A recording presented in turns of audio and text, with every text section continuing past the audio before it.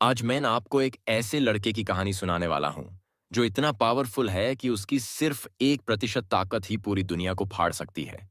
लेकिन जनाब अपनी पावर्स छुपा के रखते हैं, बस इसलिए ताकि वो एक नॉर्मल लाइफ जी सकें, स्कूल जाएं, नूडल्स खाएं और शांति से जी सकें। कहानी शुरू होती है साल 4386 में। एक ऐसा टाइम जो शांत और खुशहाल था, जब तक कि एक दिन एक लेवल 6 की जायंट फ्रॉग एक हेविली पॉपुलेटेड शहर पर अटैक नहीं कर देती। एक मैजिक स्क्वाड आता है और ग्रुप अटैक करके क्रीचर पर एक तगड़ा वार करता है।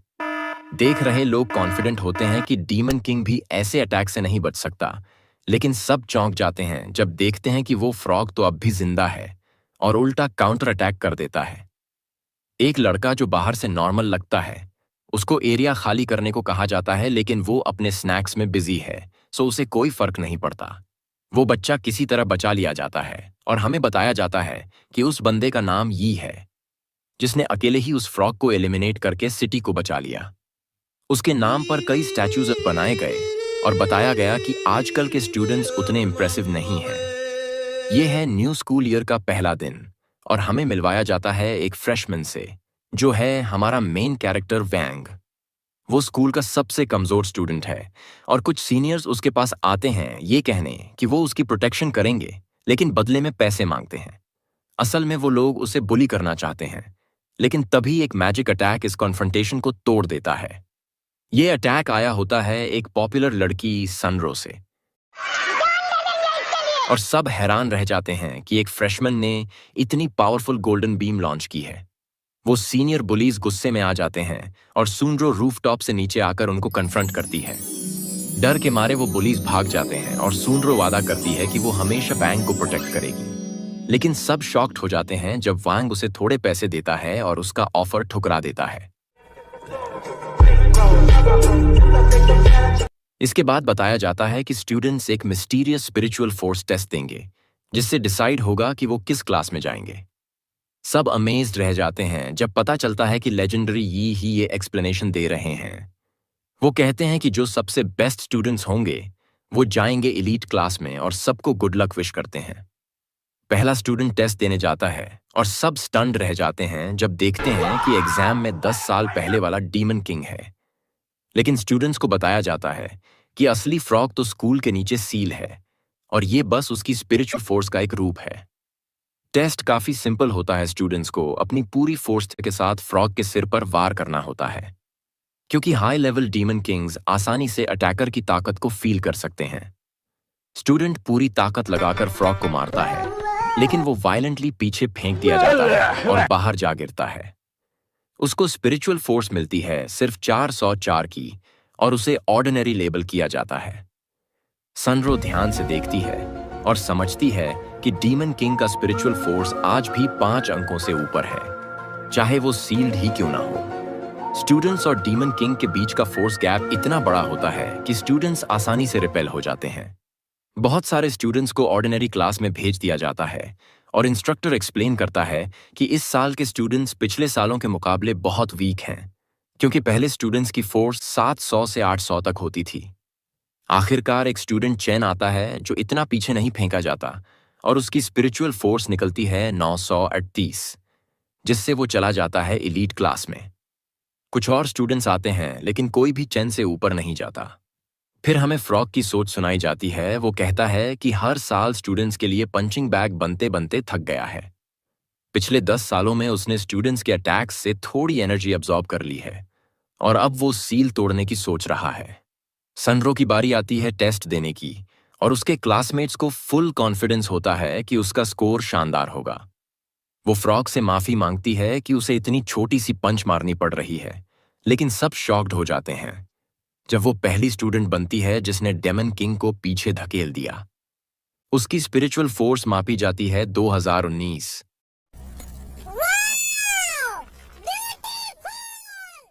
लेकिन तभी उसे एक अजीब फीलिंग आती है जब वैंग उसके पास से गुजरता है टेस्ट देने के लिए। बाकी स्टूडेंट्स उसका टेस्ट देखने में इंटरेस्ट नहीं लेते, क्योंकि वो पूरे स्कूल का सबसे वीक स्टूडेंट है। वैंग सोचता है कि 400 स्कोर ही काफी होगा ऑर्डिनरी क्लास में जाने के लिए। डीमन किंग सोचता है कि बस थोड़ी और एनर्जी अब्सॉर्ब करनी है सील तोड़ने से पहले, लेकिन तभी वो वांग को पहचान जाता है और डर जाता है। फ्लैशबैक में दिखता है कि डीमन किंग ने कभी लेजेंडरी यी को आसानी से हरा दिया था, लेकिन तभी एक छोटा लड़का आता है और उसकी जान की बाजी लगाता है। लेकिन वो अपनी जान नहीं देता, बल्कि डीमन किंग को एक जोरदार किक मारता है और बोलता है कि उसे स्नैक्स खाते वक्त परेशान होना पसंद नहीं। अब साफ होता है कि वैंग ही वो बच्चा था जिसने बचपन में डीमन किंग को हराया था। अब वो अपनी ताकत को बिल्कुल मिनिमम तक लिमिट करता है और शो करने की कोशिश करता है कि वो सच में पूरी कोशिश कर रहा है। वो एक बहुत ही वीक सा बैटल क्राई देता है और जैसे ही वो अटैक करता है, एक एनर्जी बर्स्ट सब कुछ छुपा देता है। डीमन किंग डिफीट हो जाता है और स्क्रीन पे एक रिडिकुलस सा स्पिरिचुअल फोर्स स्कोर दिखता है। सब डिसबिलीफ में होते हैं कि स्कूल का सबसे कमजोर स्टूडेंट फ्रॉग को मार देता है, लेकिन वैंग जानता है कि उसने क्रीचर को छुआ भी नहीं। एक स्टूडेंट हैगो सोचता है कि जरूर सनरो ने डीमन को वीकन कर दिया था और वांग ने बस उसकी लास्ट हेल्थ को खत्म किया। लेकिन सच में डीमन किंग अपनी मौत फेंक करके स्पिरिचुअल बॉडी में बदल कर भाग जाता है। किसी को भी कुछ ठीक से नहीं पता, लेकिन इंस्ट्रक्टर डिसाइड करता है कि वैंग को इलीट क्लास में भेजा जाएगा। बाद में हम देखते हैं कि इलीट क्लास को मिस पैन पढ़ा रही हैं और पहली लेसन है समनिंग पर। वो समझाती हैं कि स्पिरिचुअल बॉडीज हर जगह होती हैं और स्टूडेंट्स को एक पैसेज बनाना होता है जिससे वो स्पिरिट को बुला सकें। जितनी ज्यादा स्पिरिचुअल फोर्स होगी, उतना बड़ा पैसेज बनेगा और उतना पावरफुल बीस्ट समन होगा। चेन सबसे पहले ट्राई करता है और बहुत ड्रामेटिक इनकेंटेशन करता है। वेन्स से ब्लड सैक्रिफाइस करता है डिवाइन ड्रैगन समन करने के लिए, लेकिन सब हंस पड़ते हैं जब उसे एक पिंक वॉन्ड मिलता है। हेगो और बाकी स्टूडेंट्स भी फेल हो जाते हैं, लेकिन सब अमेज्ड होते हैं जब सनरो एक पेट जैसा स्पिरिट समन करती है। बाहर से वो हम्बल दिखती है, लेकिन अंदर से फ्रस्ट्रेटेड है कि वो पावरफुल बीस्ट समन नहीं कर पाई। मिस पैन नोटिस करती हैं कि वांग ने शायद लेसन समझा ही नहीं और फिर से समझाने का ऑफर देती हैं। लेकिन वैंग डिसाइड करता है कि अब टाइम आ गया है उन्हें दिखाने का। लेकिन उसे डर है कि वो क्लियरली सारे स्पिरिट्स को देख सकता है और उसे नहीं पता कि पैसेज से कौन बाहर आएगा। वो अपनी पावर का एक छोटा सा हिस्सा यूज करता है और एक धमाका हो जाता है। धूल छोड़ती है और सनरो एक मोमेंट के लिए देख पाती है कि वो डीमन किंग है। मिस पैन तुरंत रिएक्ट करती हैं और सनरो का पेट स्पिरिट भेजती हैं, जो वैंग के समन के साथ मिलकर एक नया बीस्ट बना देते हैं। स्टूडेंट्स उसे पेट बना लेते हैं और नाम देते हैं फ्रॉगी प्याओ। मिस पैन को अब वांग की असली ताकत में इंटरेस्ट आ जाता है। एक फ्लैशबैक में दिखता है जिस दिन वांग पैदा हुआ था, उसके पैदा होते ही ऑपरेशन रूम में एक्सप्लोजन हो गया और उसके पापा डर जाते हैं। एक नर्स स्ट्रगल करके बताती है कि बच्चा खुद अपनी मां से बाहर क्रॉल करके आ गया। कुछ टाइम बाद वांग के पेरेंट्स एक बड़ी सोड खरीदते हैं जो उसके फ्यूचर के लिए इन्वेस्टमेंट है, क्योंकि उन्हें लगता है कि वांग चुना गया बच्चा है। वांग को बचपन से बहुत नॉनसेंस झेलनी पड़ी क्योंकि वो लोगों के थॉट्स पढ़ सकता है। उसके पापा के मन में चलता है कि वो सोड खुद के लिए खरीदना चाहते थे और मां ने नकली सोड खरीदी थी। वांग जानता है कि ये फाइट तलाक तक जा सकती है, इसलिए वो एक सॉल्यूशन निकालता है। वो खुद पर पेशाब कर देता है ताकि अटेंशन चेंज हो जाए।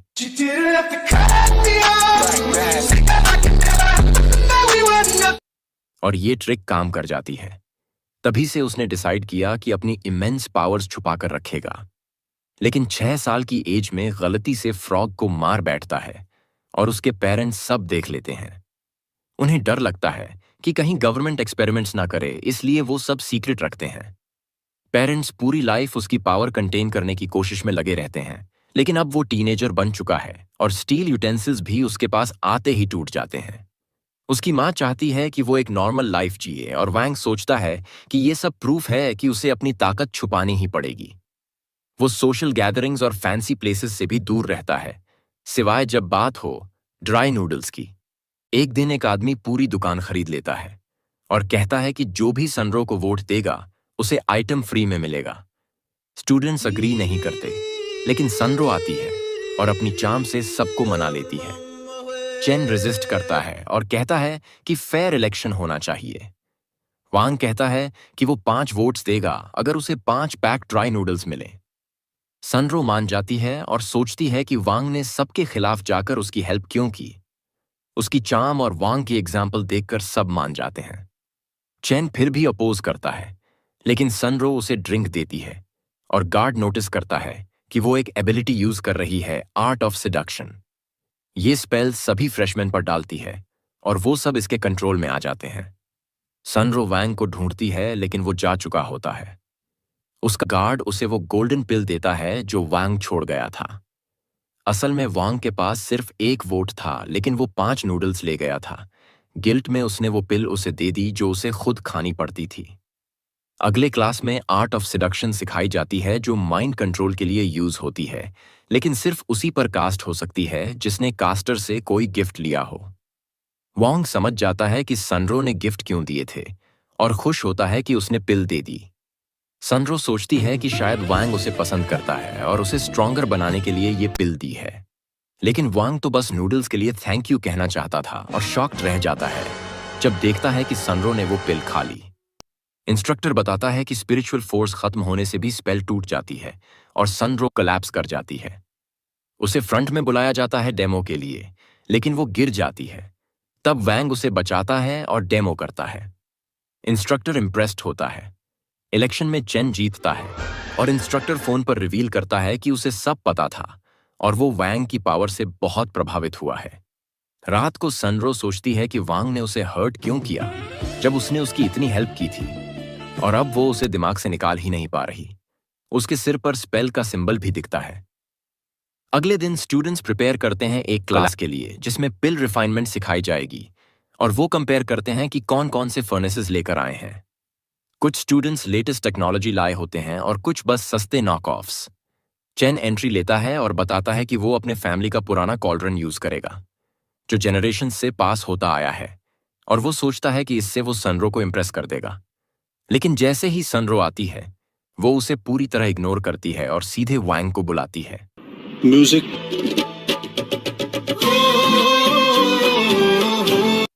तभी वांग रियलाइज करता है कि उससे गलती से सनरो पर सिडक्शन स्पेल कास्ट हो गया है। अब उसके पास सबसे रिच और पॉपुलर लड़की सनरो पूरी तरह कंट्रोल में होती है, लेकिन वांग सिंपली स्पेल तोड़ देता है और वहां से चला जाता है। मिस पैन बताती हैं कि पिल्स बनाना इजी लगता है, बट एक्चुअली बहुत मुश्किल होता है। क्लास शुरू होते ही स्टूडेंट्स हर इंस्ट्रक्शंस फॉलो करने में स्ट्रगल करते हैं, लेकिन हागो कॉन्फिडेंट होता है क्योंकि ये उसकी स्पेशलिटी है। वो सनरो को नो इट ऑल मानता है, लेकिन चौंक जाता है जब देखता है कि उसने अपने घर का इंडस्ट्रियल रिफाइनिंग मशीन क्लास में ले आई है। और भी ज्यादा शॉकिंग तब होता है जब वैंग अपने हीटिंग सोर्स के तौर पर एक माइक्रोवेव यूज करता है। हेगो प्राउडली दिखाता है अपना एंटीक फर्नेस, और फ्रॉगी बताता है कि ये एक्चुअली एक स्पिरिट क्रीचर है, लेकिन वैंग उसे चुप करवा देता है। एक एक्सप्लोजन होता है और रिवील होता है कि चेन में पेशेंस नहीं था और उसका अटेम्प्ट फेल हो गया। वो डिसअपॉइंटमेंट में भाग जाता है। अब प्रोजेक्ट्स को 7 घंटे के लिए सेट होने दिया जाता है, और इस बीच डीमन किंग भूखा महसूस करता है क्योंकि उसने बहुत टाइम से कोई स्पिरिचुअल पेट नहीं खाया। वो स्ट्रेंथ गैदर करना चाहता है अपने पुराने रूप में लौटने के लिए, लेकिन वैंग पहले से एंटिसिपेट करता है कि फ्रॉगी कुछ करने वाला है। फ्रॉगी सोचता है कि उसने वैंग को धोखा दे दिया है, लेकिन प्राइस चुकानी पड़ती है। जब उसे पता चलता है कि वो गलत था, उसी सुबह दिखाया जाता है कि चेन अपने पापा से कॉल्ड्रन मांगता है, और वो बताते हैं कि ये उनकी जनरेशंस पुरानी फैमिली ट्रेजर है, और वार्निंग देते हैं कि शेम मत लाना। चेन अपनी हार से भागने की कोशिश करता है, लेकिन एग्जॉस्शन हेलुसिनेट करने लगता है। जब सनरो उसे इग्नोर करती है और उसे रिजेक्ट कर देती है, तो उसका दिमाग डार्क हो जाता है और एक माइंड डेविल उसे पोजेस कर लेता है। उधर वांग वॉशरूम से बाहर आता है और उसके पास होता है हागो का फर्नेस। वो एक्सप्लेन करता है कि फ्रॉगी ने उसे निगल लिया था और वो बस उसे साफ कर रहा था, लेकिन हागो को उसकी बात पर भरोसा नहीं होता और वो उसे अटैक करता है, लेकिन वांग आसानी से बच जाता है और अटैक गलती से पोजेस्ड चेन को लग जाता है। वांग उसे वीक पोजेशन से क्लेंस करने की कोशिश करता है, लेकिन तभी हेगो कहता है कि किसी को पता नहीं चलना चाहिए कि उन्होंने क्या किया। हेगो बताता है कि जो लिक्विड उसने बनाया था वो सिर्फ बाहरी यूज के लिए था और बस हल्का रैश देता, लेकिन चेन ने उसे पी लिया है और अब उसकी जान को खतरा है। वैंग जानता है कि ये इतना सीरियस नहीं है, लेकिन कैजुअली हेगो का ऑफर एक्सेप्ट कर लेता है कि वो कॉल्ड्रन भूल जाएगा अगर वो उसे एंटीडोट बनाने दे। कुछ एफर्ट के बाद सब तैयार हो जाता है, बस 4 घंटे इंतजार करना होता है। लेकिन तभी हेगो रियलाइज करता है कि सब लोग वापस आने वाले हैं। फ्रॉगी चुपके से कॉल्ड्रन को खाने की कोशिश करता है, लेकिन रोक दिया जाता है। हेगो देखता है कि प्रोसेस अनयूजुअली फास्ट हो गया है और फ्रॉगी से दोबारा अपनी एबिलिटी यूज करवाता है। फ्रॉगी एक्सप्लेन करता है कि उसकी स्पिरिचुअल फोर्स टाइमलाइंस को स्पीड अप या रिवर्स कर सकती है। फ्रॉगी सोचता है कि अब सब उसकी रिस्पेक्ट करेंगे, लेकिन सरप्राइज होता है जब सब लोग उसे यूज करने का प्लान बनाते हैं। फिर हेगो उसे एंटीडोट के टेस्ट सब्जेक्ट की तरह यूज करता है और ये सक्सेसफुल होता है। चेन को एंटीडोट दिया जाता है, लेकिन ये काम करेगा दिन के एंड तक और सब लोग क्लास में वापस आ चुके हैं। हागो घबरा जाता है, लेकिन वैंग सब संभाल लेता है। हैगो सबको डिस्ट्रैक्ट करने की कोशिश करता है, लेकिन उसकी एक्टिंग बहुत पुअर होती है। तभी पता चलता है कि वैंग ने चेन की बॉडी हटा दी थी।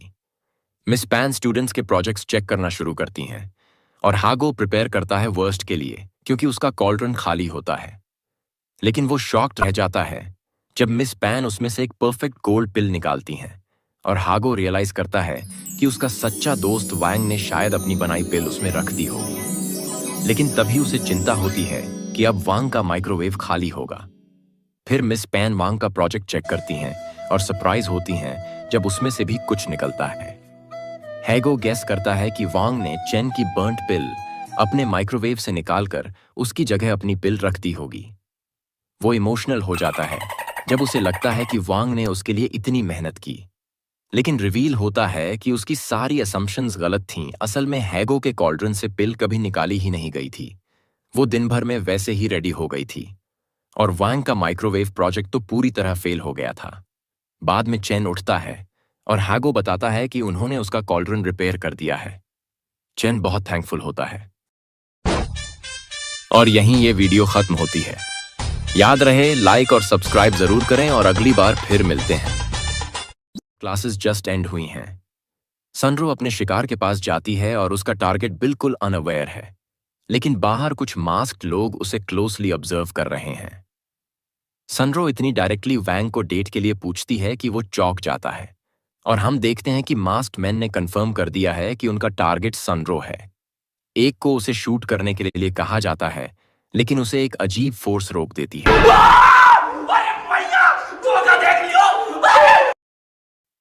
वैंग से कोई रिस्पॉन्स ना मिलने पर सनरो डेस्परेटली उससे कहती है कि वो उसे डेट करे। बाकी लड़के जेलस हो जाते हैं। वैंग बस पीसफुली जीना चाहता है और तभी उसे प्रिंसिपल के ऑफिस बुलाया जाता है, जिससे उसे थोड़ी राहत मिलती है। क्रिमिनल्स को यह साफ हो जाता है कि कैंपस में कोई बहुत स्ट्रांग इंसान है और उन्हें पीछे हटने को कहा जाता है। वैंग एक दूसरे स्टूडेंट को जवाब देता है, लेकिन सनरो उसे सुन लेती है और मिस्टेकनली ये समझ लेती है कि वैंग ने उसकी डेट वाली रिक्वेस्ट एक्सेप्ट कर ली है।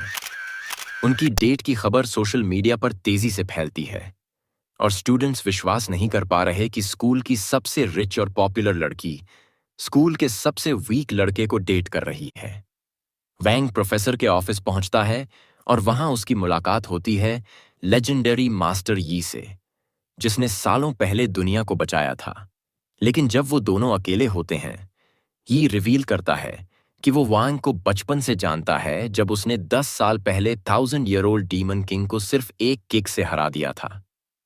यी को उस दिन का सब कुछ याद है जब वांग ने एक ही किक में 1000-year-old डीमन किंग को खत्म कर दिया था।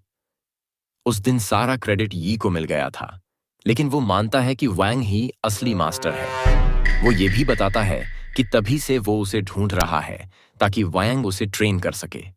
लेकिन वांग को कोई इंटरेस्ट नहीं है। वो एक खास टेक्निक इस्तेमाल करता है जिसे वो कहता है ट्रिक ऑफ फॉरगेटिंग।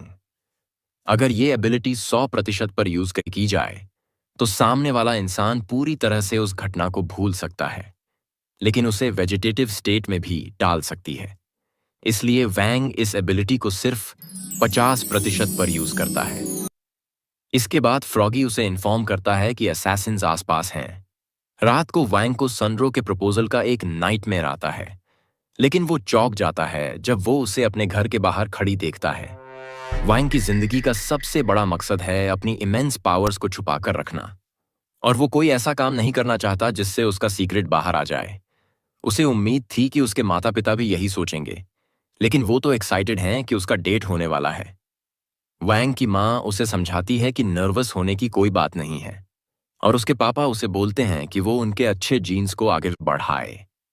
फिर रिवील होता है कि सनरो ने उसके पेरेंट्स को मना लिया है एक महंगे न्यूट्रिशनल पिल्स के बॉक्स से। वैंग का पिता मानता है कि ये पिल्स उसकी माँ को और भी ब्यूटीफुल बना देंगी। उसके माता पिता जबरदस्ती उसे बाहर भेज देते हैं ताकि वो डेट पर जाए, और वैंग साइलेंटली ये सोचता है कि काश फिर से असैसिन्स आ जाएं। अब टैबलॉइड्स भी इस नए कपल को फॉलो कर रही होती हैं और वही काम असैसिन्स को भी करने को कहा गया है। सनरो उसे एक बहुत बड़े अम्यूजमेंट पार्क ले जाती है जो उसकी फैमिली का है, और जो उसने सिर्फ इस एक दिन के लिए पूरी तरह खाली करवा दिया है। वो अपने गार्ड्स को पीछे हटने को कहती है और वैंग को कहती है कि आज वही उसे प्रोटेक्ट करेगा। थोड़ी देर बाद असैसिन्स उस पार्क में गार्ड्स को बाहर कर देते हैं और कपल अपनी पहली अट्रैक्शन तक पहुंचता है।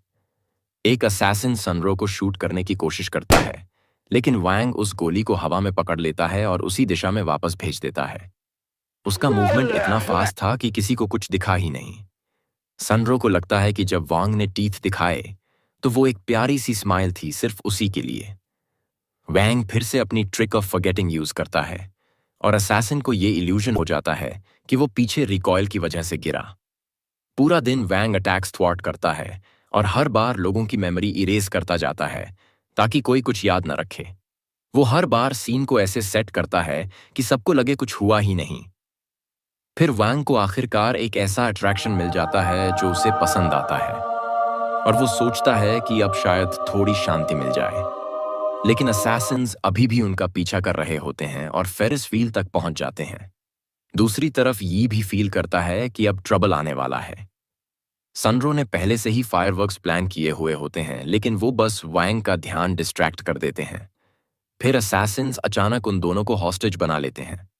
लेकिन इस सिचुएशन में भी वांग सोचता है कि कम से कम अब उसे थोड़ी शांति मिली है। सनरो उन्हें कन्फेस करने के लिए मजबूर करती है कि वो शैडो फैक्शन से हैं, और फिर कहती है कि उन्हें ये बात किसी को नहीं बतानी चाहिए। हम देखते हैं कि यी की हीरो स्क्वाड वहां पहुंचने लगती है और सनरो वैंग को प्रोटेक्ट करने की कोशिश करती है। वो असैसिन से कहती है कि वो उसे छोड़ दें क्योंकि वो तो बस एक इनोसेंट है। सनरो साफ साफ एक्सप्लेन करती है कि वो ही उनका असली टारगेट है और बार बार उनसे रिक्वेस्ट करती है कि वांग को जाने दिया जाए। लेकिन वांग अब इन असैसिन से काफी इंतहा तक इरिटेट हो चुका है। वो बस हल्के से हाथ हिलाता है और वो क्रिमिनल्स हवा में उड़ जाते हैं। वो उन्हें बिना ज्यादा हिले हुए हरा देता है एक पावरफुल टेक्निक से जिसका नाम है मर्सी ऑफ बुधा। ये सब देखकर यी स्टन्ड रह जाता है। वहीं सनरो की आंखों को भी यकीन नहीं होता कि वांग ने ये सब इतनी आसानी से कर दिया। वांग सनरो से प्रॉमिस करवाता है कि जो कुछ भी आज हुआ है वो सिर्फ उन दोनों के बीच एक सीक्रेट रहेगा। सनरो अग्री कर जाती है, और तभी रिवील होता है कि ये पहली बार था जब वांग ने अपनी एबिलिटी का 100% वर्जन यूज किया, ट्रिक ऑफ प्रॉमिस। इससे सनरो के दिमाग में दिन की सारी मेमोरीज सील हो जाएंगी ताकि उन्हें इरेज करने की जरूरत न पड़े। इस बीच शैडो फैक्शन की लीडर गुस्से से भरी होती है क्योंकि उन्होंने अपने क्लाइंट को डिसअपॉइंट किया है। उनका असैसिनेशन मिशन फेल हो चुका है क्योंकि सनरो बच गई। उसके सबऑर्डिनेट्स को अब लगने लगता है कि शायद सनरो के पास कोई बहुत पावरफुल प्रोटेक्टर है, इसलिए प्लान काम नहीं कर पाया। लेकिन वो औरत ये मानने को तैयार नहीं है। वो कहती है कि सनरो जैसे किसी इंसान को उनके ग्रुप का 100% सफलता दर खराब करने का मौका नहीं मिलेगा। और फिर वो इश्यू करती है शेडो किल ऑर्डर।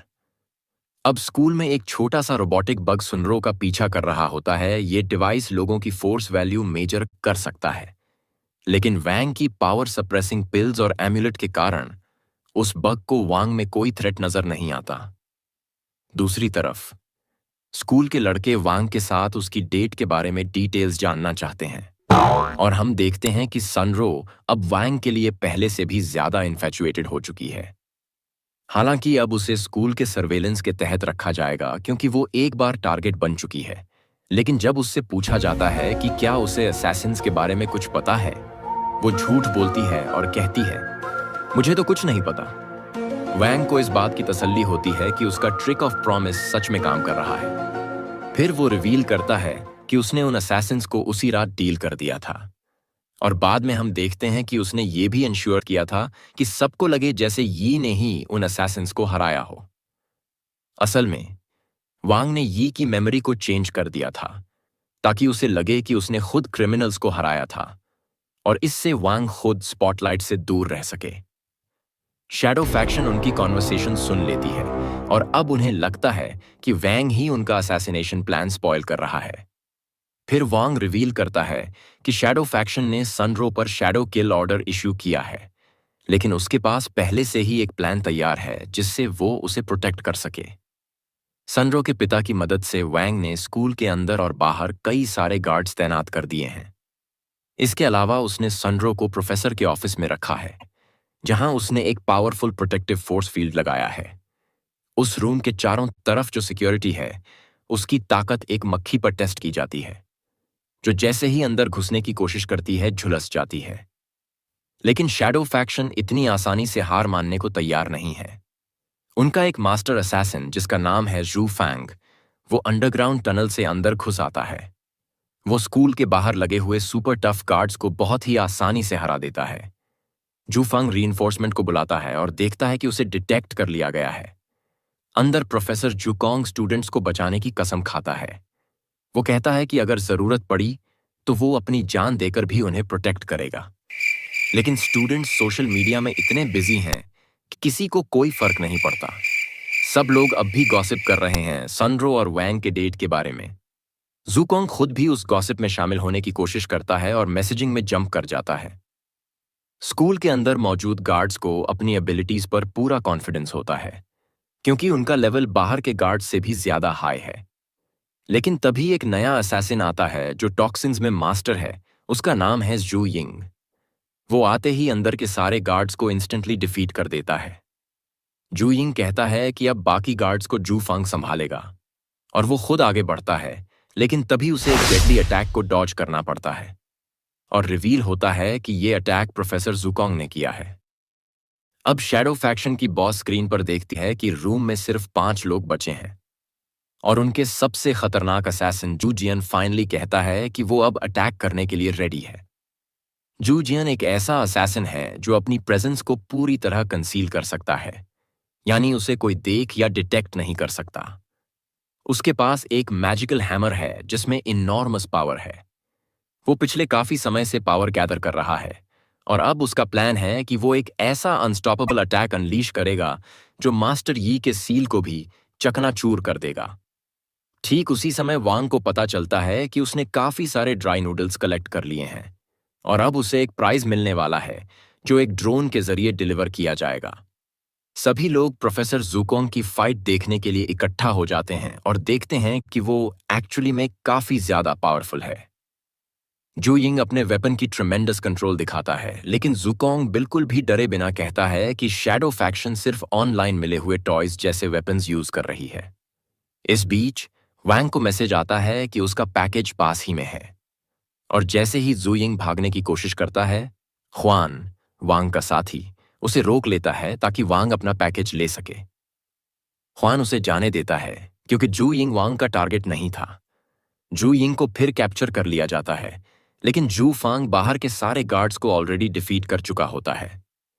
अब जू फांग फ्रॉगी से दोस्ती करने की कोशिश करता है, लेकिन जल्दी ही उसे रियलाइज होता है कि फ्रॉगी एक्चुअली में उसकी स्पिरिचुअल फोर्स ड्रेन कर रहा है। फ्रॉगी फिर से बड़े रूप में ट्रांसफॉर्म हो जाता है और अब एल्डरली और कमजोर हो चुके जू फांग को एक ही झटके में हरा देता है। अब शैडो फैक्शन का अंतिम और सबसे खतरनाक असैसिन उनका लीडर बचा है, लेकिन उसने खुद को पूरी तरह से कंसील कर लिया है ताकि उसका कोई ट्रेस न मिले। वो अब भी फोर्स गैदर कर रहा है ताकि मिशन पूरा किया जा सके। लेकिन तभी वांग वहां प्रकट होता है और कुछ ऐसा कहता है जिससे जू जियन को लगता है कि वो पकड़ा गया है। जू जियन को याद आता है कि उसकी कंसीलमेंट एबिलिटी इतनी एडवांस्ड है कि कभी कोई उसे नहीं ढूंढ पाया, इसलिए उसे ये लगना अजीब लगता है कि वैंग उसे देख सका। लेकिन वांग कामली रिवील करता है कि हाँ, उसने जू जियन को ढूंढ निकाला है और उसके साथ साथ उसके पूरे असैसिनेशन प्लान को भी पहचान लिया है। इसका मतलब यह है कि उनका पूरा शैडो किल मिशन अब फेल हो गया है। जू जियन इस बात से फ्यूरियस हो जाता है क्योंकि आज तक कोई भी उसकी एबिलिटी को नहीं पहचान पाया था। अपने इंटेंस रेज में वो पूरा मिशन छोड़ देता है और अपने अंदर जमा की हुई इमेंस पावर को वैंग पर अनलीश कर देता है। एक ऐसा डेविस्टेटिंग स्पिरिचुअल अटैक जो शायद किसी को भी मिटा सकता है। लेकिन वो अटैक वैंग पर कोई असर नहीं डालता। जू जियन हैरान रह जाता है कि एक ऐसा लड़का जिसकी स्पिरिचुअल फोर्स दिखती ही नहीं है, वो उसके इतने भयानक अटैक को कैसे झेल गया। वांग की तरफ से कोई डर नहीं दिखता और जू जियन धीरे धीरे पैनिक करने लगता है। जू जियन वांग के पास आता है और अपनी अमेजमेंट जाहिर करता है। वो समझ ही नहीं पाता कि एक ऐसा इंसान जिसकी स्पिरिचुअल फोर्स इतनी लो दिखती है, वो कैसे उसके अनस्टॉपेबल अटैक को एब्जॉर्ब कर गया। लेकिन तभी वांग फिर से अपनी technique trick of forgetting use करता है और जू जियन की मेमोरी को बदल देता है ताकि उसे लगे कि उसने खुद वांग को हरा दिया। इस तरह वांग फिर से स्पॉटलाइट से बच जाता है। फिर हम देखते हैं कि स्टूडेंट्स वहां पहुंचते हैं और यी की जीत का जश्न मनाने लगते हैं। लेकिन यी बस अफसोस करता है कि वो देर से पहुंचा और वांग को बचा नहीं पाया। बाद में रिवील होता है कि वांग अब स्कूल से सिक लीव पर है। हीरो होने का मतलब है कि उसे लो प्रोफाइल में रहना होगा, इसलिए उसे प्रिटेंड करना पड़ रहा है कि वो स्कूल अटैक में घायल हो गया था। दूसरी तरफ सनरो बहुत परेशान है और अपने परिवार की रिसोर्सेज यूज करके दुनिया के सबसे बेहतरीन मेडिकल एक्सपर्ट्स को बुलवाती है। वो लोग मिलकर वांग के लिए एक state of the art healing pod बनाते हैं जो हर घंटे हाई वैल्यू मेडिसिन ऑटोमेटिकली उसे देती है। वांग की मां आती है और उसे देखकर डिसअपॉइंटेड होती है कि वो अब भी इंजरी का नाटक कर रहा है। उसे 10 दिन हो चुके हैं और उसकी मां उसे इंस्ट्रक्शंस देती है कि वो अब 2 दिन में वापस स्कूल लौटे। इसी बीच उसके क्लासमेट्स विजिट करते हैं। वो लोग उसे गिफ्ट्स लाते हैं और साथ में लाते हैं एक बेहद अनोइंग पैरट। सब लोग उस पैरट की शक्ल और चाल को देखकर वांग का मजाक उड़ाते हैं, जैसे कि वो उसका कार्टून वर्जन हो। लेकिन वांग को बिल्कुल भी मजा नहीं आता। सनरो इस मौके का फायदा उठाकर वांग की मां से रिलेशनशिप बिल्ड करना चाहती है। वो उन्हें और भी गिफ्ट्स देती है जिनमें ऐसे दवाइयां भी शामिल हैं जो वांग की रिकवरी में हेल्प करेंगी। वांग की मां उससे कहती है कि वो अपने दोस्तों को अच्छी तरह एंटरटेन करे और सनरो को खास इंपॉर्टेंस दे।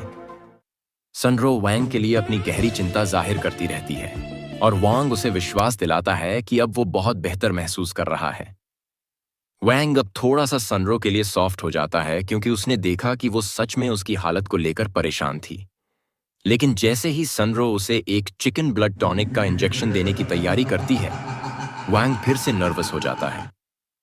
इसी बीच चेन एक्सप्लेन करता है कि उनके प्रोफेसर की रिक्वायरमेंट है कि वांग भी स्पिरिचुअल फोर्स टेस्ट दे, जैसे सबने दिया था। चेन समझाता है कि उनके प्रोफेसर चाहते हैं कि वांग भी स्पिरिचुअल फोर्स टेस्ट दे जैसे सभी ने दिया है। लेकिन सुनरो पहले उसे इंजेक्शन देना चाहती है। उसका प्लान है कि वो वांग को एक स्पिरिचुअल फोर्स इन्फ्यूजन भी दे ताकि उसकी ताकत और रिकवर हो सके। लेकिन इससे पहले कि वो इंजेक्शन दे, वांग डिसाइड करता है कि अब उसे रिवील कर देना चाहिए कि वो पूरी तरह से रिकवर हो चुका है। वांग के क्लासमेट्स टेस्ट को साथ में देना चाहते थे, इसलिए वो वेट कर रहे थे। अब फाइनली सब रेडी हैं। चेन सबसे पहले जाता है और डेमोन्स्ट्रेट करता है कि टेस्ट कैसे काम करता है। स्टूडेंट्स को एक स्पिरिचुअल स्फीयर बनानी होती है और उसकी डायमीटर के आधार पर उनका फोर्स वैल्यू मापा जाता है। चेन की टर्न पर उसकी स्फीयर का साइज मेजर किया जाता है और उसकी वैल्यू करीब 600 आती है। वो एक्सप्लेन करता है कि ये टेस्ट एंट्रेंस एग्जाम से अलग है क्योंकि ये मेजर करता है कि कोई इंसान अपने शरीर के बाहर कितनी स्पिरिचुअल फोर्स प्रोड्यूस कर सकता है। और ऐसा करना आसान नहीं होता, इसके लिए एक्चुअल ट्रेनिंग की जरूरत होती है। कई स्टूडेंट्स को इस स्किल को डेवलप करने में समय लगता है। फिर हम देखते हैं कि देश भर में कई और स्टूडेंट्स भी यही टेस्ट दे रहे हैं। कुछ स्टूडेंट्स बहुत ही हाई स्कोर्स अचीव कर रहे हैं। पहला स्टूडेंट जिसकी स्फीयर मेजर की जाती है, वो लगभग 2000 तक पहुंचता है, जो कि बहुत अच्छा स्कोर है। लेकिन इसके बाद जो अगला लड़का आता है, उसका स्कोर सबको हैरान कर देता है, 4379।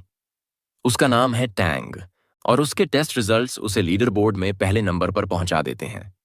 उसकी टीम सेलिब्रेट करती है और सबको लगता है कि टैंग ने शायद लेजेंडरी मास्टर यी का रिकॉर्ड भी तोड़ दिया है। वो इतने कॉन्फिडेंट हैं कि उनका स्कूल फैक्शन 59 थे अब कंट्री में सबसे टॉप पर रहेगा। दूसरी तरफ एक लड़का हाओ या होगो टेस्ट में फेल हो जाता है, उसका स्कोर बहुत ही लो आता है। वो इतना शेम्ड फील करता है कि वो अपने आप को खत्म करने की बात करने लगता है। उसे उसके दोस्त पकड़ते हैं और उसे समझाते हैं। अब सनरो की बारी आती है। वो टेस्ट देने से हिचकिचा रही होती है क्योंकि उसे डर है कि कहीं उसकी फोर्स ज्यादा ना हो जाए और डैमेज ना हो। लेकिन बाकी लड़के उसे एनकरेज करते हैं और बताते हैं कि उसकी एंट्रेंस एग्जाम स्कोर के हिसाब से उसकी स्फीयर ज्यादा बड़ी नहीं होनी चाहिए। लेकिन जैसे ही सनरो अपने स्पिरिचुअल फोर्स को अनलीश करती है, पूरी बिल्डिंग हिल जाती है। उसकी पावर इतनी ज्यादा होती है कि हर कोई शॉक हो जाता है। अंत में उसकी स्पिरिचुअल फोर्स वैल्यू रिवील होती है 4015। ये स्कोर उसे लीडर बोर्ड में दूसरे स्थान पर पहुंचा देता है और अब सारे स्टूडेंट्स हैरान रह जाते हैं। अब बारी आती है वैंग की हेल्थ की बहुत फिक्र हो रही थी क्योंकि वो थोड़ा परेशान लग रहा था। लेकिन असल में वोंग बस ये सोच रहा था कि अपनी स्ट्रेंथ को कितना कम किया जाए। वो अपनी स्पिरिचुअल फोर्स को जितना हो सके कम करने की कोशिश करता है, लेकिन देखता है कि फिर भी बहुत ज्यादा हो रही है। उस ताकत की वजह से रिस्ट बैंड खराब हो जाता है और उसे चिंता होती है कि जो स्फीयर वो बनाएगा वो उसकी ताकत का सच सबके सामने ला देगा। लीडर बोर्ड पर दिखाया जाता है कि वोंग का रिजल्ट नल है, और जब उसके क्लासमेट्स उसका स्फीयर ढूंढते हैं तो पता चलता है कि वोंग ने उसे आउटर स्पेस में छुपा दिया है। सब लोग मान लेते हैं कि नल का मतलब है उसकी फोर्स बहुत कम है, लेकिन फिर भी किसी तरह वो लीडर बोर्ड में सबसे ऊपर आ जाता है। वोंग इसे सिस्टम एरर कह के टालने की कोशिश करता है, लेकिन उसके दोस्त इंसिस्ट करते हैं कि अब तो मान लो कि तुम देश के सबसे पावरफुल स्टूडेंट हो। उसे समझ नहीं आता कैसे रिएक्ट करे, लेकिन लकीली वो लोग मजाक कर रहे थे। बाद में वोंग हेगो से कहता है कि वो अपने एक्सेप्शनल हैकर स्किल्स से रैंकिंग सिस्टम को हैक करे। प्रोसेस थोड़ा अजीब होता है और हेगो कंफर्म करता है कि वोंग असल में चाहता है कि उसका स्कोर 175 सेट कर दिया जाए। फैक्शन 59 के स्टूडेंट्स वोंग के स्कोर की इन्वेस्टिगेशन कर रहे होते हैं, लेकिन उन्हें कोई वैल्यू नहीं मिलती और वो हैरान हो जाते हैं कि इसका मतलब है कि उसकी पावर स्पिल हो गई है। हेगो हैक करने में फेल हो जाता है, लेकिन वोंग बस 8 स्टार्स टाइप करता है और अंदर पहुंच जाता है। फैक्शन 59 की एक लड़की देखती है कि एक और हैकर सिस्टम में है। वो रियलाइज करती है कि दूसरा हैकर क्लमजी है और वो अलार्म ट्रिगर करने वाला है। हेगो को टैंग का नाम स्कोरबोर्ड पर सेकंड प्लेस में दिखता है और वो उसे सबक सिखाने की प्लानिंग करता है, लेकिन वो अलार्म ट्रिप कर देता है और दोनों हैकर्स जल्दी जल्दी बाहर निकलने की कोशिश करते हैं। वोंग का स्कोर तो चेंज नहीं कर पाया, लेकिन उसने टैंग का नाम बदलकर अपने पैरट का नाम बर्डी रख दिया है। फैक्शन 59 के बाकी स्टूडेंट्स आते हैं और अस्यूम करते हैं कि टैंग ने खुद ही अपना नाम एम्बैरेसमेंट की वजह से चेंज कर दिया क्योंकि उसे एक अननोन बंदे ने हरा दिया। लड़की बताती है कि अगले महीने एक कंपटीशन होगा और उम्मीद करती है कि उन्हें फर्स्ट प्लेस वाले स्टूडेंट से मिलने का मौका मिलेगा। टैंग गारंटी देता है कि वो उसे ढूंढ निकालेगा और उसे मजबूर करेगा ये साबित करने के लिए कि वो फर्स्ट प्लेस डिजर्व करता है। और यहीं ये वीडियो खत्म होती है। याद रहे लाइक और सब्सक्राइब जरूर करें और अगली बार फिर मिलते हैं। पहुंच गया। स्टोरी वहीं से कंटिन्यू होती है जब national senior phase cultivation school power show test के फाइनल रिजल्ट्स आते हैं।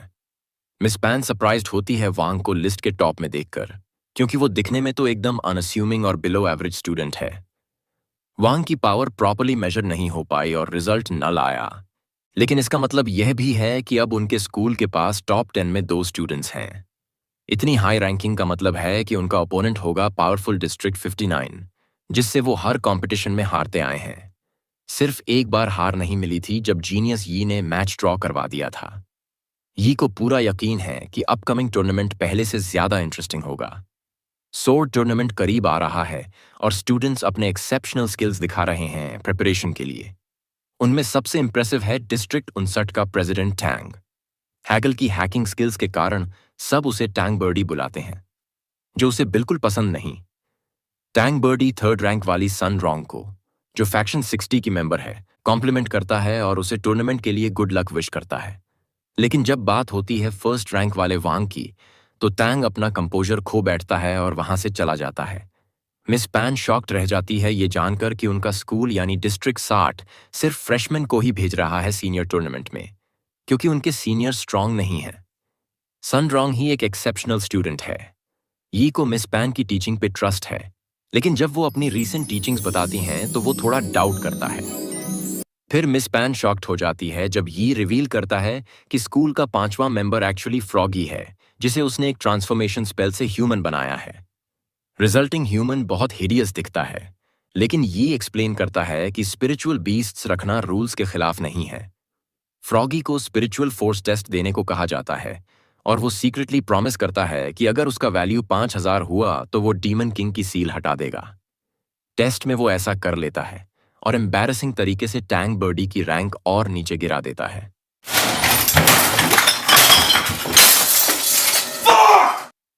उस रात डिस्ट्रिक्ट 60 के स्टूडेंट्स स्कूल के बाद रिलैक्स कर रहे होते हैं, तभी ज़ुकोंग एक ग्रुप चैट में 5 चोजन पार्टिसिपेंट्स को अनाउंस करता है।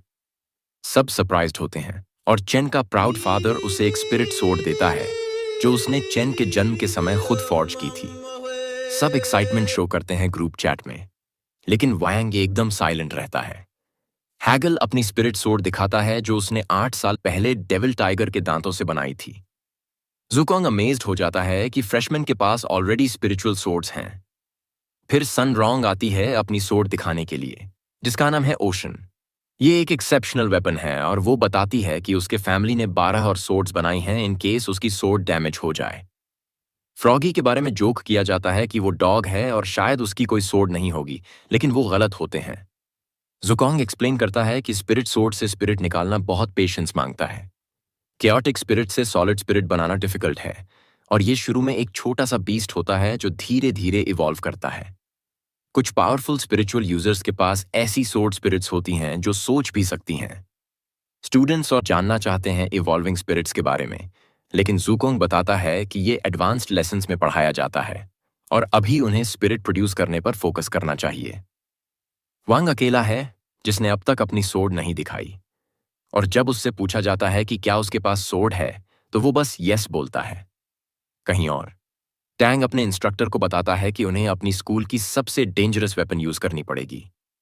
टैंग को कोई फर्क नहीं पड़ता कॉन्सिक्वेंसेस से, और वो कहता है कि फैक्शन 60 से हार अफोर्ड नहीं कर सकते।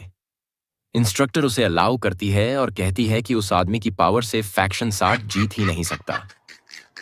वो आदमी जिसका नाम है ब्यू फैंग अपनी सारी फ्रस्ट्रेशन कुछ स्टूडेंट्स पर निकाल रहा होता है। उसे ये अजीब लगता है कि उसे टूर्नामेंट के लिए बुलाया गया है, लेकिन वो इंट्रीग्ड भी है और एक्साइटेड भी कि उसे वो व्यक्ति मिलेगा जिसने सेक्शन 59 को उसे बुलाने पर मजबूर कर दिया। ग्रुप चैट में सब इतने एक्साइटेड होते हैं कि उन्हें ये दिखता ही नहीं कि वांग एक्चुअली टूर्नामेंट में पार्ट लेना ही नहीं चाहता। उसे पूरा यकीन है कि अगर वो अपनी ट्रू पावर दिखाएगा तो लोगों में पैनिक फैल जाएगा, लेकिन उसके फ्रेंड्स इतने एक्साइटेड हैं कि वो सोचता है शायद उन्हें सिर्फ अपनी सोर्ड दिखा देना ठीक रहेगा।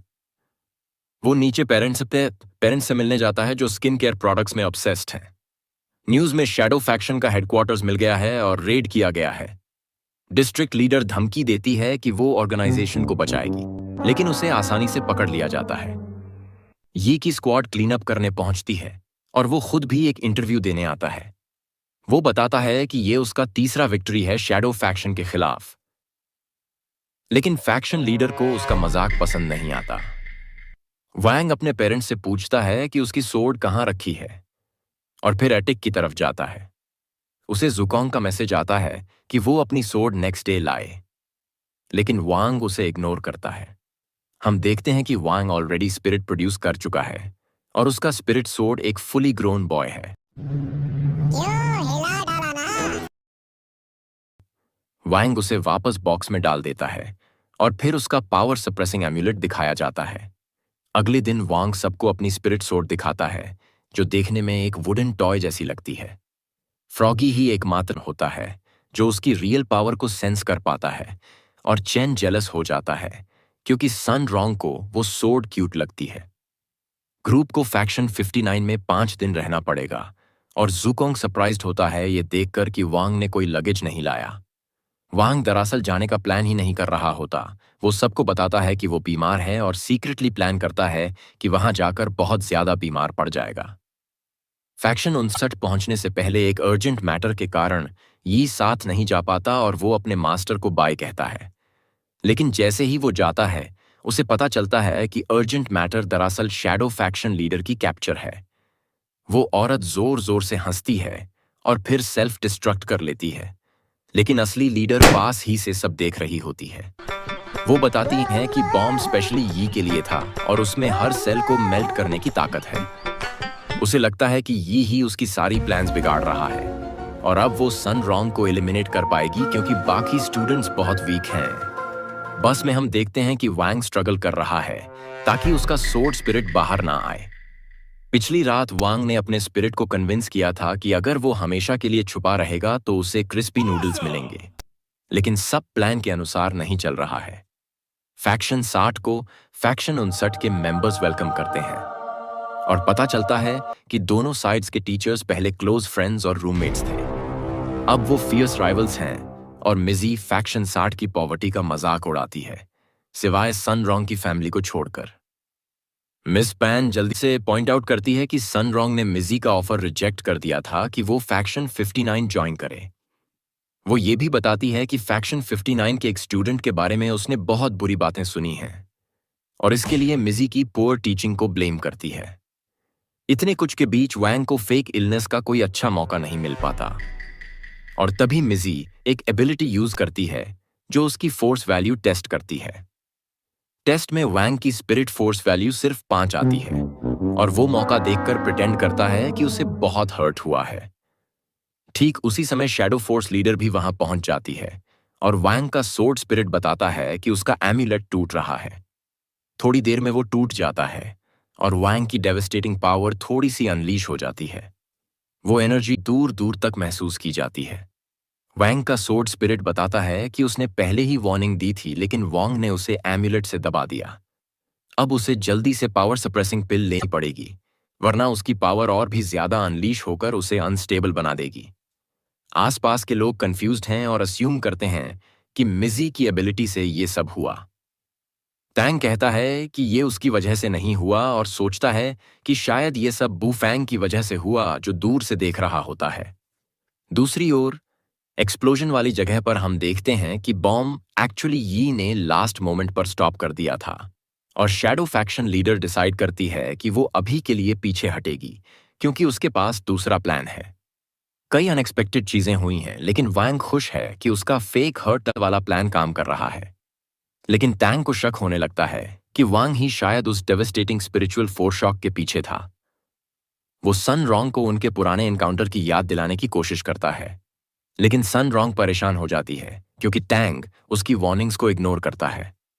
स्कूल सेक्रेटरी बाई बीच में आकर अटैक रोकता है और टेंशन बढ़ने लगती है।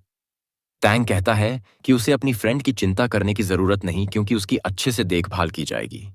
लेकिन वैंग का बॉडी अचानक फ्लेम्स में बर्स्ट हो जाता है और मिजी मुश्किल से उसे बैंडेज कर पाती है।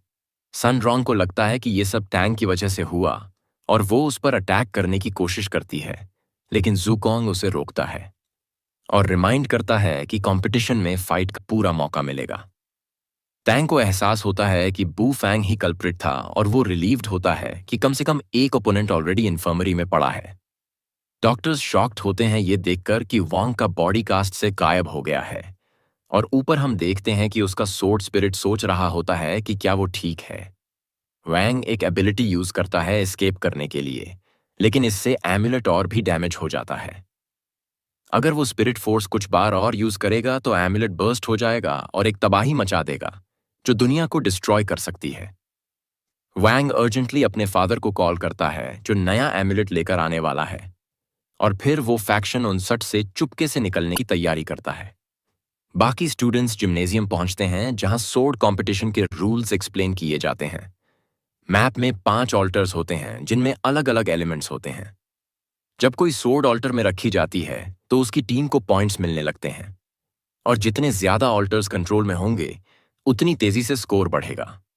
कहीं और वैंग एक्सप्लेन करता है कि वो लॉस्ट है और वो गाइडेंस ट्रिक यूज नहीं कर सकता क्योंकि इससे एम्यूलेट पूरी तरह टूट जाएगा। लकीली उसका सोर्ड स्पिरिट एग्जिट को सेंस कर लेता है। टैंग पॉइंट आउट करता है कि फैक्शन 60 के पास सिर्फ 4 पार्टिसिपेंट्स हैं और हैगल भी यही कहने की कोशिश करता है फैक्शन 59 के लिए। लेकिन टैंग जल्दी से बताता है कि उनका 5th मेंबर पहले से ही वहीं है। बुफैंग सरप्राइजिंग फैशन में एंट्री करता है और हैगल तुरंत समझ जाता है कि वो कितना डेंजरस है। बुफैंग कहता है कि अगर सन रॉन्ग उसका फ्लावर एक्सेप्ट कर ले तो वो साइड बदल देगा और फैक्शन 59 को बिट्रे कर देगा। वो बताता है कि फैक्शन 60 बहुत डिसएडवांटेज में है और उसके स्विच करने से टीम्स बैलेंस हो जाएंगी। चेन उसे सन रॉन्ग से दूर रहने को कहता है, लेकिन बुफैंग की इमेंस स्पिरिचुअल प्रेशर से वो दूर जा गिरता है। बुफैंग को उसका हेजिटेट करना पसंद नहीं आता और वो चेन पर अपना गुस्सा निकालता है। उसका अटैक रूथलेस होता है, लेकिन चेन को अपने पिता से मिले आइडियल्स उसे हार मानने नहीं देते। लेकिन बुफैंग आइडियलिस्टिक लोगों का विल तोड़ने में मजा लेता है। वो सर्जिकल प्रिसिजन से चेन का आर्म हटा देता है और उसे दूर फेंक देता है। तभी वैंग अचानक से प्रकट होता है और अपने फ्रेंड को पकड़ लेता है। टीचर्स समझ जाते हैं कि बुफैंग कौन सी पावर यूज कर रहा है, नेगेटिव एनर्जी, जिसे एनाइलेशन कहते हैं। जब negative energy positive spiritual force से टकराती है तो एक मैसिव स्पिरिचुअल एनर्जी बनती है जिसे एनाइलेशन कहा जाता है। फ्रॉगी भी उसे रिकॉग्नाइज करता है और सोचता है कि बुफैंग की पावर तो कुछ भी नहीं, अगर वांग का एम्यूलेट टूट गया तो। सीन बहुत टेंस होता है, लेकिन वांग उसी समय अपने पापा का कॉल उठाता है और कहता है कि वो अभी नहीं मिल सकता। बुफैंग कंफ्यूज्ड हो जाता है क्योंकि उसे पूरा यकीन था कि चेन का आर्म तो उसने डिस्ट्रॉय कर दिया था। लेकिन हम देखते हैं कि वांग ने ट्रिक ऑफ रिपेयरिंग से उसे इंस्टेंटली रिस्टोर कर दिया। अपने फ्रेंड को बचाने के बदले अब उसका एम्यूलेट टूटने की कगार पर आ गया है। बुफैंग को वांग से कोई स्पिरिचुअल फोर्स सेंस नहीं हो रही, लेकिन वो इंट्रीग्ड है और उसकी स्ट्रेंथ टेस्ट करना चाहता है। लेकिन वांग बिल्कुल अनइंटरेस्टेड रहता है। वो बुफैंग का फ्लावर लेकर सन रॉन्ग को दे देता है। कंपटीशन शुरू होने ही वाला है और हम देखते हैं कि यी को शैडो फैक्शन के नेक्स्ट मूव का पता चल चुका है। वैंग बाकी ग्रुप से पीछे रह जाता है क्योंकि वो फैक्शन 59 की लिमिटेड एडिशन क्रिस्पी नूडल्स खरीदना चाहता है। शैडो फैक्शन की बॉस एक स्टूडेंट बनने का नाटक करती है, लेकिन बुफैंग उसे पकड़ लेता है क्योंकि उसने स्कूल की सारी सुंदर लड़कियों की लिस्ट याद रखी है। वो बताती है कि वो कितनी डेंजरस है, लेकिन बुफैंग को ये पसंद आता है और कहता है कि अगर वो उसकी गर्लफ्रेंड बन जाए तो वो हर प्लान में मदद करेगा। वो फिर से रिजेक्ट कर देती है और बुफैंग को ओल्ड हैक कहने पर मारती है। वो बताती है कि जिसने लास्ट टाइम उसे ये कहा था वो अब कब्र में है और उस पर घास उग आई है। उसका पावरफुल अटैक भी बुफैंग को और एक्साइट कर देता है, लेकिन उसकी नेगेटिव एनर्जी अब भी उस लड़की को इम्प्रेस नहीं कर पाती और वो उसे सिर्फ हैंड जेस्चर्स से हरा देती है। उसी मोमेंट वांग कैजुअली अपने प्रेशियस क्रिस्पी नूडल्स उठा लेता है और लड़ाई के सीन पर पहुंचता है, जहां उसे समझ आता है कि अब उस लड़की के इरादे साफ हैं कि वो अब उसे भी अटैक करने वाली है। कहानी वहीं से आगे बढ़ती है जब शैडो फैक्शन लीडर ने बुफेंग और वांग दोनों को पकड़ लिया है। वो इमॉर्टल बाइंडिंग रोप्स से बंधे होते हैं और एक बूढ़े आदमी की निगरानी में रहते हैं। वो औरत वांग को सनरो के लिए इंपॉर्टेंट बताकर टॉन्ट करती है, लेकिन उसे अंदाजा नहीं है कि वो एक बहुत ही खतरनाक स्पिरिचुअल बॉम्ब से खेल रही है। अगर वांग का एम्यूलेट टूट गया तो उसकी नेगेटिव एनर्जी पूरे वर्ल्ड को डिस्ट्रॉय कर देगी। वो औरत उसे फोर्स वैल्यू कम होने के लिए मॉक करती है। वैंग की सोर्ड स्पिरिट जिनके उसे वार्न करती है कि एम्यूलेट इनइफेक्टिव हो गया है और अब खुद वांग को अपने इमोशंस कंट्रोल करने होंगे ताकि पावर कंट्रोल से बाहर ना हो। वो औरत चाहती है कि वांग हार मानकर सर झुका ले, लेकिन वो गुस्से में आ जाता है। तभी जिनके उसे रिमाइंड करता है कि आज क्रिस्पी नूडल्स पर ह्यूज सेल है और वो काम हो जाता है। वो औरत खुश होकर बुफेंग के सिर से निकले बाल ले लेती है अपने प्लान के लिए। वहीं मिस पैम मिजी के स्टूडेंट्स को ट्रबलसम कहती है और मिजी कहती है कि उसके लाए स्टूडेंट्स तो कम से कम किसी डॉग से बेटर हैं। शैडो लीडर अब बुफेंग के भेस में आती है और बताती है कि वैंग को कैप्चर कर लिया गया है। बूढ़ा आदमी बुफेंग को सिडेट करता है और कहता है कि सनरो के मरने के बाद उन्हें छोड़ दिया जाएगा। बुफेंग उसे समझाने की कोशिश करता है, लेकिन बूढ़ा आदमी कहता है कि सिर्फ उसकी लीडर पर इमॉर्टल रोप को कंट्रोल कर सकती है। बुफेंग गुस्से में आकर पूछता है कि क्या शैडो फैक्शन मेंबर्स को नंबर्स से रैंक किया जाता है, और मॉक करता है कि शायद बूढ़े आदमी का नंबर बहुत हाई होगा। लेकिन बूढ़ा आदमी बताता है कि वो तो बस लीडर ड्राइवर है और उसका कोई नंबर नहीं है। बुफेंग मॉक करता रहता है, लेकिन तब बूढ़ा आदमी अपनी स्ट्रेंथ का थोड़ा डेमो देता है, जो क्लियरली दिखाता है कि वो भी अपनी स्ट्रेंथ छुपा रहा है। फेक बुफेंग वॉन्ग की कैप्चर की फेक स्टोरी सुनाता है और खुद को अच्छा फील करता है जब वो लीडर की अट्रैक्टिवनेस का यूज करता है डिस्क्रिप्शन में। ये सुनकर ये को पक्का यकीन हो जाता है कि शैडो फैक्शन की लीडर ही जिम्मेदार है, और हमें उसका नाम पता चलता है, लुयिन। बाई अपनी एबिलिटी यूज करके वोंग की लोकेशन डिटेक्ट करने की कोशिश करती है, और सुनरो के गार्ड्स उसे घर ले जाने का डिसाइड करते हैं क्योंकि शैडो फैक्शन उसे टारगेट कर रहा है। लेकिन सनरो मना कर देती है और कहती है कि उनके फैमिली में कोई भी कावर्ड नहीं रहा है। उसे स्कूल की इज्जत या कंपटीशन की कोई परवाह नहीं, उसे बस अपने दोस्त को बचाना है। लीड गार्ड समझ जाता है कि सनरो अब बड़ी हो चुकी है और उसके ऑर्डर्स फॉलो करता है। जब बूढ़ा आदमी डिस्ट्रैक्ट होता है, बुफिंग हुआंग को बताता है कि उसे पता है कि उसमें कुछ पावर छुपी हुई है। उसे तब एहसास हुआ जब वांग ने चेन का कट गया हाथ रिस्टोर कर दिया। लेकिन वांग फास्ट अस्लीप है और सिर्फ जिनके के बुलाने पर उठता है, और अब वो रिलैक्स फील करता है क्योंकि उसे कंपटीशन में पार्टिसिपेट नहीं करना। तभी बूढ़ा आदमी आता है और बूफेंग हेल्प के लिए चिल्लाता है, लेकिन कोई फायदा नहीं क्योंकि बूढ़ा आदमी अपनी स्ट्रेंथ फिर से दिखाता है। वैंग के फ्रेंड्स वहां पहुंचते हैं और डिस्ट्रिक्ट 59 के स्टूडेंट्स नोटिस करते हैं कि बूफेंग अजीब तरह से बिहेव कर रहा है। बूढ़ा आदमी पहले से भी ज्यादा पावरफुल लगता है क्योंकि वो रेस्क्यू क्रू को अपने ड्रिंक से निकाले गए छोटे बेरीज से अटैक करता है।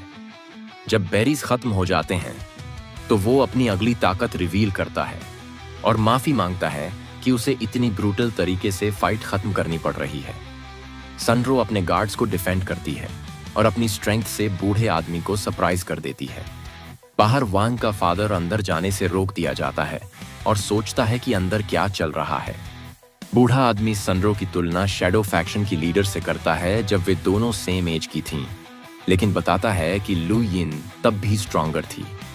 सनरो पूरा दम लगाकर उसकी अटैक रोकने की कोशिश करती है, लेकिन वो बैरली हवा में उड़ पाने लायक रह जाती है और उसकी स्ट्रेंथ के सामने हार मान जाती है। लेकिन फिर हम देखते हैं कि ये सब वांग ने अलाउ ही नहीं किया था। हम पीछे फ्लैशबैक में जाते हैं जब उसके दोस्त पहुंचे भी नहीं थे। अब जब सनरो पहुंचती है तो वो देखती है कि बूढ़ा आदमी क्रॉस पर बंधा हुआ है, यानी वांग ने उसे हराया था। लेकिन फिर से उसने ये के माइंड में मेमोरी इम्प्लांट कर दी जिससे उसे लगे कि ये सब उसने किया है। डिस्गाइज्ड लुयिन फिर से गुस्से में आ जाती है जब उसका प्लान फेल हो जाता है और टैंग उसे सस्पिशियसली रिएक्ट करते हुए देख लेता है। ऊपर वैंग प्रिटेंड करता है कि उसे नियर बाय होल के बारे में कुछ पता नहीं और जिंके से कहता है कि बूफेंग को उस रूम से बाहर मत जाने देना। जिंके उसकी सोर्ड स्पिरिट है और बताता है कि उसके बिना वांग सोर्ड कंपटीशन में भाग नहीं ले पाएगा। लेकिन वांग को कोई फर्क नहीं पड़ता क्योंकि उसका मकसद कंपटीशन कैंसिल करवाना है अगर फैक्शन 59 के पास सिर्फ 4 पार्टिसिपेंट्स होंगे। लेकिन वांग शॉक्ड रह जाता है जब वह कंपटीशन में बूफेंग को देखता है और सोचता है कि ये कैसे पॉसिबल है। पार्टिसिपेंट्स के फोन्स ले लिए जाते हैं और उन्हें कम्युनिकेशन डिवाइसेस दिए जाते हैं। हम देखते हैं कि जिंके अपनी जॉब कर रहा है, लेकिन वांग को कुछ भी पता नहीं। अब वांग को पार्टिसिपेट करना पड़ेगा उस कंपटीशन में जिससे वो बचने की पूरी कोशिश कर रहा था, और अब वो अपने फ्रेंड्स की कोशिशें देखकर जेन्युइनली बेस्ट देने का प्लान करता है। पास ही बाई अपनी एबिलिटी यूज करती है और बताती है कि वो जल्द ही ओपोनेंट्स की स्पिरिचुअल फोर्सेस के बारे में हर डिटेल जान लेगी। स्टूडेंट्स प्रिपेयर करते हैं टेलीपोर्ट होने के लिए अरीना में, और डिस्गाइज्ड लुयिन वाव करती है कि अब वो सनरो को एलिमिनेट कर देगी। जैसे ही स्टार्ट अनाउंस होता है, वो सब टेलीपोर्ट करना शुरू करते हैं और हम देखते हैं कि वांग का पिता डेस्परेट होकर अपने बेटे की तरफ दौड़ता है। वांग नोटिस करता है कि उसका पिता उसे रिप्लेसमेंट एम्यूलेट ला रहा है, लेकिन अब बहुत देर हो चुकी है। वांग का पिता ये से बात करता है, जो थोड़ी बहुत वांग की पावर्स के बारे में जानता है, और बताता है कि एम्यूलेट जो स्पिरिचुअल फोर्स सप्रेस कर रहा था वो अब टूट रहा है। एक शॉर्ट फ्लैशबैक में हमें दिखता है कि वांग इतना चुप क्यों रहता है। उसका एम्यूलेट उसकी इमेंस स्पिरिचुअल फोर्स को ही नहीं, उसके इमोशंस को भी सप्रेस करता है। अरीना के अंदर बुफेंग गायब है और बाय पॉइंट आउट करती है कि उसकी स्पिरिचुअल फोर्स उसके रिकॉर्ड से मैच नहीं कर रही। टैंग सरप्राइज नहीं होता और वॉर्न करता है कि अगली बार जब वो बुफेंग को देखें तो सावधान रहें। फैक्शन 60 के स्टूडेंट्स की फोर्स को ट्रेस करते हुए बाय डिस्कवर करती है कि बुफेंग उस डॉग के पास है, लेकिन वो वांग को लोकेट नहीं कर पा रही क्योंकि उसका फोर्स वैल्यू ऑलमोस्ट 0 है।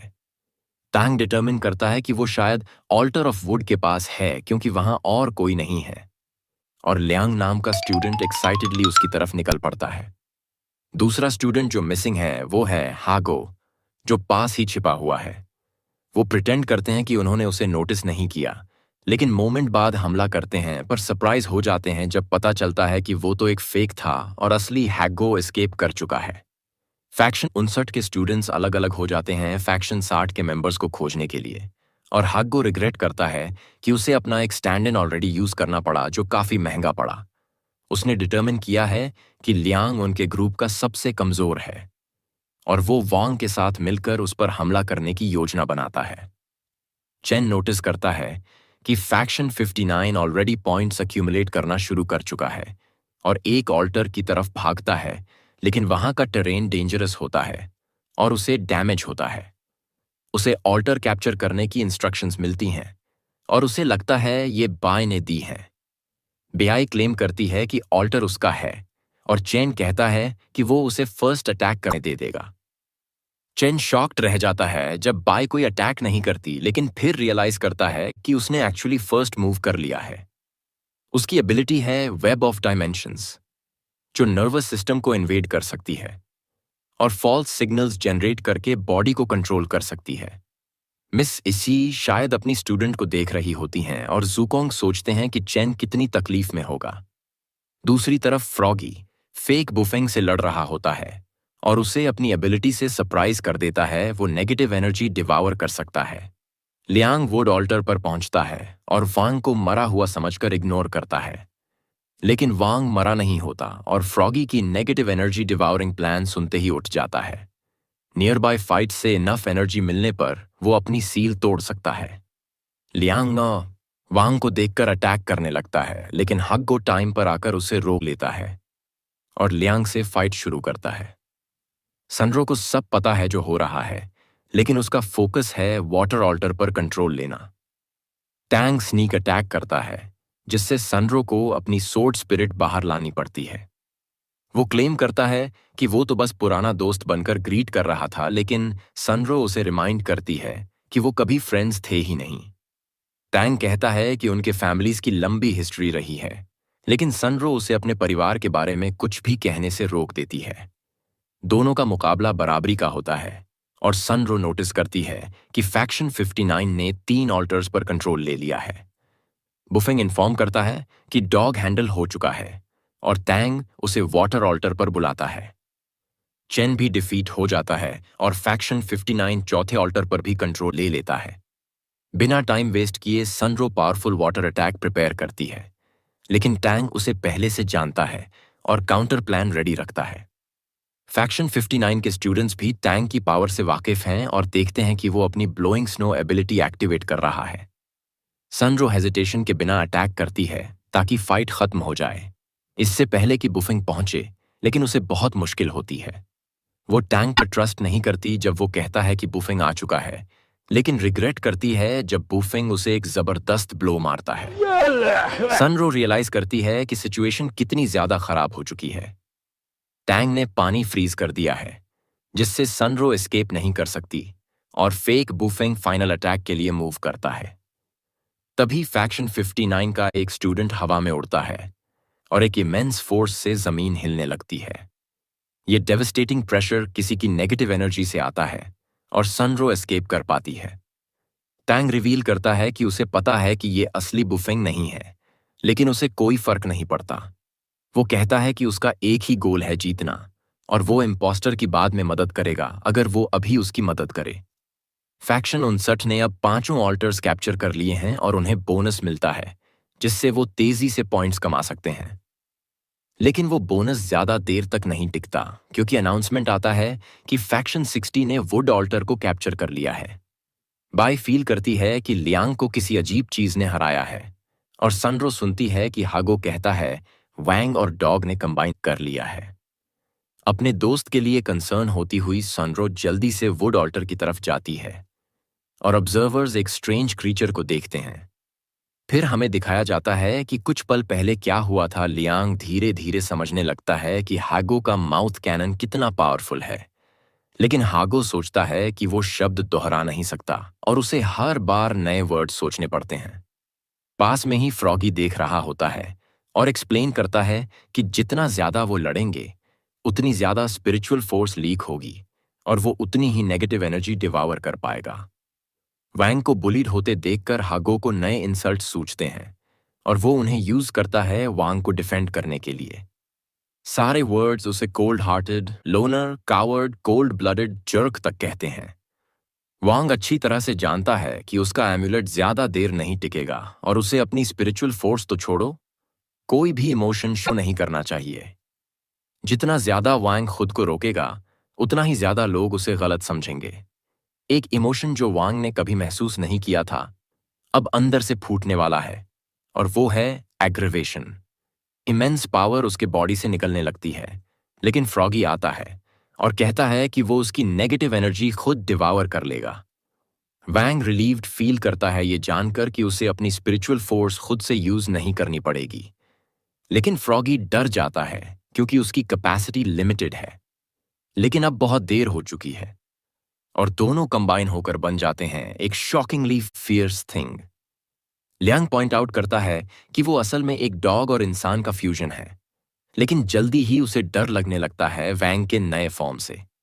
सिर्फ एक हल्का टच और लियांग को ऐसा लगता है जैसे उसे ट्रेन ने टक्कर मारी हो। वो इंस्टेंट में गायब हो जाता है और हम देखते हैं कि वही स्टूडेंट हवा में उड़ रहा था। हैगो इसका क्रेडिट लेता है कि उसने इंसल्टिंग करके वैंग को ओवरपावर बना दिया और दोनों वुड ऑल्टर कैप्चर कर लेते हैं। मिस जी एडमायरर्स करती हैं ज़ुकोंग को कि उसने अपने स्टूडेंट्स को इतनी अमेजिंग एबिलिटी सिखाई और वो भी ट्रेनिंग मांगती हैं। हमें पता चलता है कि बाद में ज़ुकोंग अपने डॉग को खुद के साथ फ्यूज करने की कोशिश करता है, लेकिन फेल हो जाता है। बाय एक्सप्लेन करती है कि लो फोर्स वैल्यू वाले वांग ने डॉग के साथ फ्यूज करके कुछ बहुत ही ज्यादा पावरफुल बना दिया है और वो फायर ऑल्टर भी ऑलरेडी कैप्चर कर चुका है। अब वो अगले ऑल्टर की तरफ बढ़ता है और बाई बताती है कि वो सनरो को लोकेट नहीं कर पा रही, लेकिन उसे भागना पड़ेगा क्योंकि नया फ्यूज्ड क्रीचर उसके पास आ रहा है और फैक्शन 59 के मेंबर्स स्क्रैम्बल करते हैं फायर ऑल्टर को वापस लेने के लिए। टैंग सोचता है कि वो वांग को वाटर ऑल्टर पर एम्बुश कर दे, लेकिन रियलाइज करता है कि इससे उसकी पूरी टीम बाकी ऑल्टर्स लूज कर सकती है। इसलिए वो डिसाइड करता है कि वांग को अवॉइड ही करना बेहतर है और बाकी ऑल्टर्स पर कंट्रोल लेने पर फोकस करता है। चेन जाग जाता है, रेडी टू फाइट उस लड़की से जिसने उसे हराया था, और वांग ऑल्टर सीज कर लेता है। चेन शॉक्ड रह जाता है वांग के अजीब फैशन और चॉइस को देखकर और खुश हो जाता है ये जानकर कि अब उनके पास 3 ऑल्टर्स का कंट्रोल है। चेन अपनी खुशी नहीं छुपा पाता और भी ज्यादा खुश हो जाता है जब पहली बार वांग को मुस्कुराते देखता है, लेकिन वांग समझ नहीं पाता कि वो मुस्कुरा क्यों रहा है, क्योंकि उसने ऐसा पहले कभी फील नहीं किया। लेकिन उसके पिता समझ जाते हैं। ये खुशी शॉर्ट लिव्ड है क्योंकि अनाउंसमेंट आता है कि फैक्शन 59 ने ऑल्टर्स वापस ले लिए हैं और अब उनके पास 4 ऑल्टर्स हैं। वैंग इंस्टेंटली समझ जाता है कि टांग की स्ट्रैटेजी क्या है और जानता है कि सिर्फ ताकत से अब उसे हराया नहीं जा सकता। वैंग और ज्यादा पावर अप करता है और फ्रॉगी उससे विनती करता है कि काम डाउन कर। फ्रॉगी अपनी लिमिट पर पहुंच चुका है और अगर वो टूट गया तो दुनिया खत्म हो जाएगी। लेकिन वैंग को सारे ऑल्टर्स कैप्चर करने हैं और वो जानता है कि ये तभी पॉसिबल है जब वो और तेज हो जाए। ज़ुकोंग पॉइंट आउट करता है कि कंपटीशन के रूल्स ऐसे डिजाइन किए गए हैं कि कोई भी अकेला इंसान जीत न सके। एक 10 सेकंड का टाइमर लगाया गया है हर ऑल्टर कैप्चर से पहले ताकि ऐसा न हो सके। लेकिन वैंग फिर भी अपनी तैयारी जारी रखता है। लेकिन तभी उसे सनरो का कम्युनिकेशन आता है।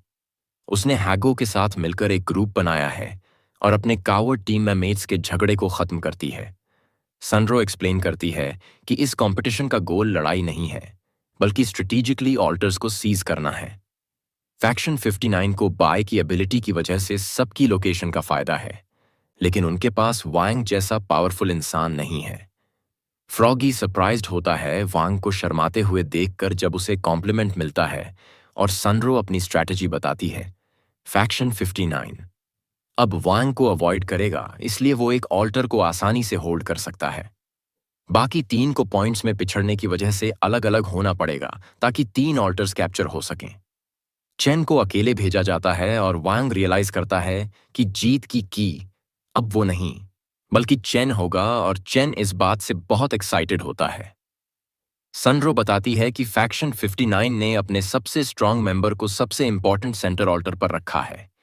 उसने डिसाइड किया है कि वो हागो के साथ मिलकर फायर ऑल्टर पर जाएगी ताकि वहां के वीकेस्ट मेंबर को हराया जा सके। फैक्शन 59 इस मूव के लिए प्रिपेयर्ड नहीं था क्योंकि उन्हें लंबा रास्ता ट्रैवल करना पड़ेगा, लेकिन सनरो ने वाटर के जरिए जल्दी मूव करने का एडवांटेज लिया। फायर ऑल्टर पर जो लड़का है उसका नाम है जांग, और उसे गुस्सा आता है ये जानकर कि उसके भाई लियांग को हागो ने हराया था। टैंग उसे ऑल्टर पर फोकस करने को कहता है, लेकिन जांग इतना एनरेज्ड होता है कि सनरो चुपके से ऑल्टर कैप्चर कर लेती है।